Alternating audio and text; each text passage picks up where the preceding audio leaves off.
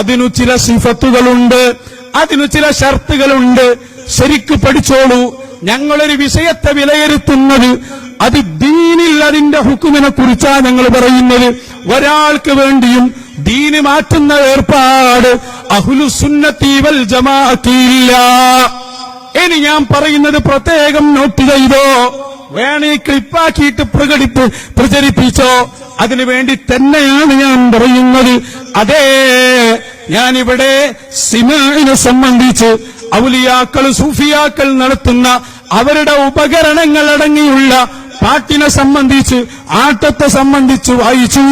ഇബ്നു ഹജർ തങ്ങൾ പറഞ്ഞത് വായിച്ചു, ഇമാമിങ്ങൾ പറഞ്ഞത് വായിച്ചു, ഔലിയാക്കൾ പങ്കെടുത്തത് വായിച്ചു, പങ്കെടുക്കാൻ വേണ്ടി നിർദ്ദേശിച്ചത് വായിച്ചു.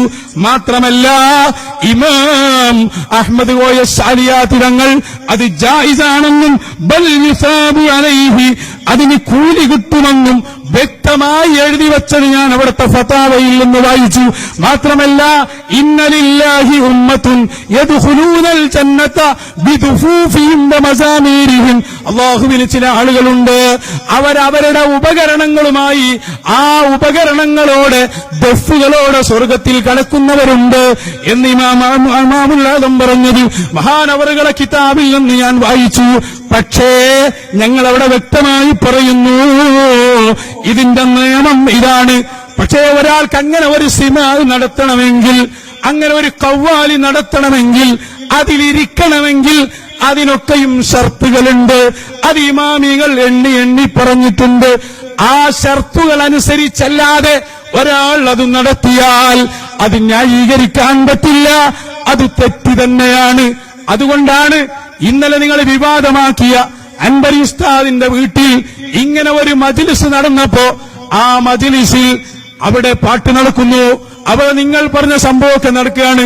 അപ്പൊ നേരത്തെ ഉത്തരേന്ത്യയിൽ നിന്ന് ആ മജ്ലിസിൽ പങ്കെടുത്ത് ആടിയ ചില ആളുകൾ ഉത്തരേന്ത്യയിൽ നിന്ന് വന്ന് ഇവിടെ അത് കണ്ടപ്പോ അവരതിന്റെ കൂട്ടത്തിൽ ആടി, നമ്മളെ ചില ആളുകൾ അതിലാടി. അവർക്ക് നേരത്തെയുള്ള പരിചയത്തിൽ ആടിയതാണ്.